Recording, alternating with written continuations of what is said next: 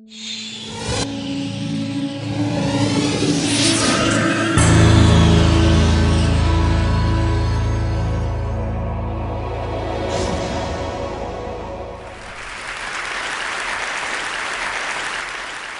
was speaking to a group of about 300 kids, ages 6 to 8, at a children's museum. And I brought with me a bag full of legs, similar to the kinds of things you see up here, and had them laid out on a table for the kids. And from my experience, kids are naturally curious about what they don't know or don't understand or is foreign to them.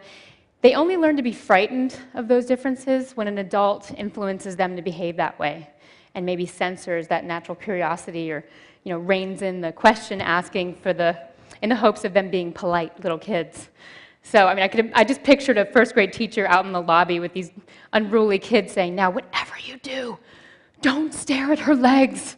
When, of course, that's the point. That's why I was there. I wanted to invite them to look and explore.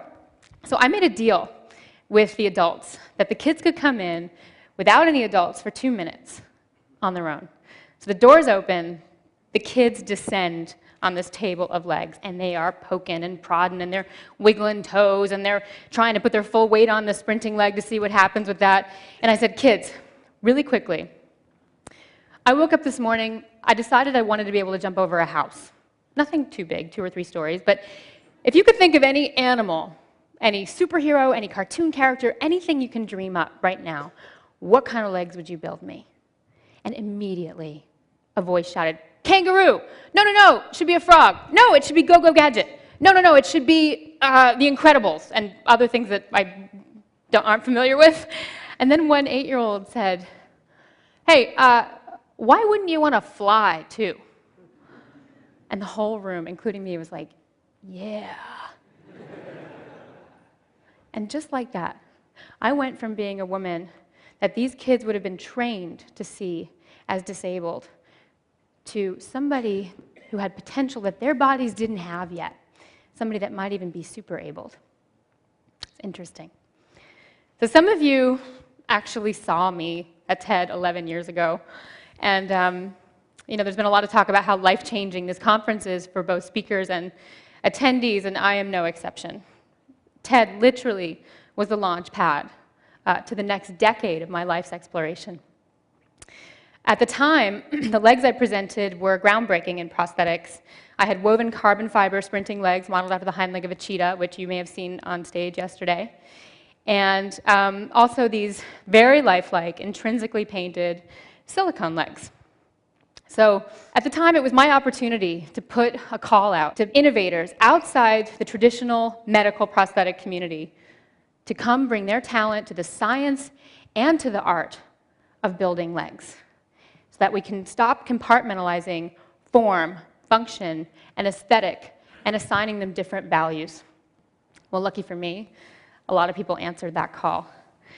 And the journey started, funny enough, with a TED conference attendee, Chi Perlman, who hopefully is in the audience somewhere today.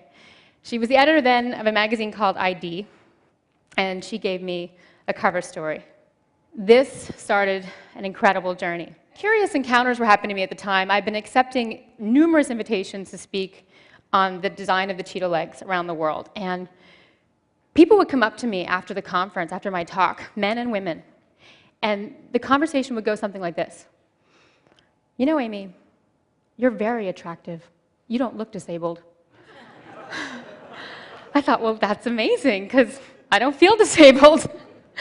And, it really opened my eyes to this conversation that could be explored about beauty. What does a beautiful woman have to look like? What is a sexy body? And interestingly, from an identity standpoint, what does it mean to have a disability? Pamela Anderson has more prosthetic in her body than I do. Nobody calls her disabled.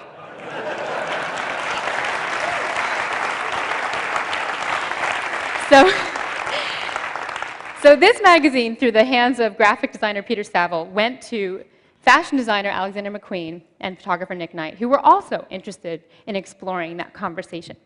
So 3 months after TED, I found myself on a plane to London doing my first fashion shoot, which resulted in this cover, Fashion Able. 3 months after that, I did my first runway show for Alexander McQueen on a pair of hand-carved wooden legs made from solid ash. Nobody knew. Everyone thought they were wooden boots. Actually, I have them on stage with me. Grapevines, magnolias, truly stunning. Poetry matters. Poetry is what elevates the banal and neglected object to a realm of art. It can transform the thing that might have made people fearful into something that invites them to look, and look a little longer, and maybe even understand. I learned this firsthand with my next adventure, the artist Matthew Barney, in his film opus called The Cremaster Cycle. This is where it really hit home for me, that my legs could be wearable sculpture. And even at this point, I started to move away from the need to replicate humanness as the only aesthetic ideal. So we made what people lovingly refer to as glass legs, even though they're actually optically clear polyurethane, aka bowling ball material. Heavy.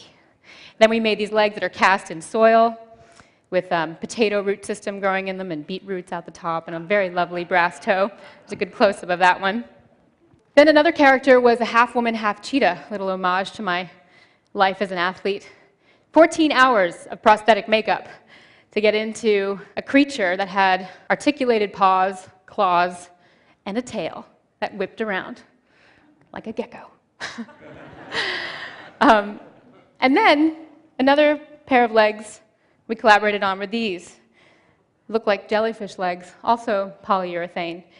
And the only purpose that these legs can serve outside the context of the film is to provoke the senses and ignite the imagination. So whimsy matters. Today, I have over a dozen pair of prosthetic legs that various people have made for me. And with them, I have different negotiations of the terrain under my feet, and I can change my height. I have a variable of 5 different heights. Today, I'm 6'1". And I had these legs made a little over a year ago at Dorset Orthopedic in England, and when I brought them home to Manhattan, my first night out in the town, I went to a very fancy party, and a girl was there who has known me for years at my normal 5'8". Her mouth dropped open when she saw me, and she went, "But you're so tall!" And I said, "I know, isn't it fun?" I mean, I know it's a little bit like wearing stilts on stilts, but I have an entirely new relationship to door jams that I never expected I would ever have. And I was having fun with it. And she looked at me and she said, "But Aimee, that's not fair."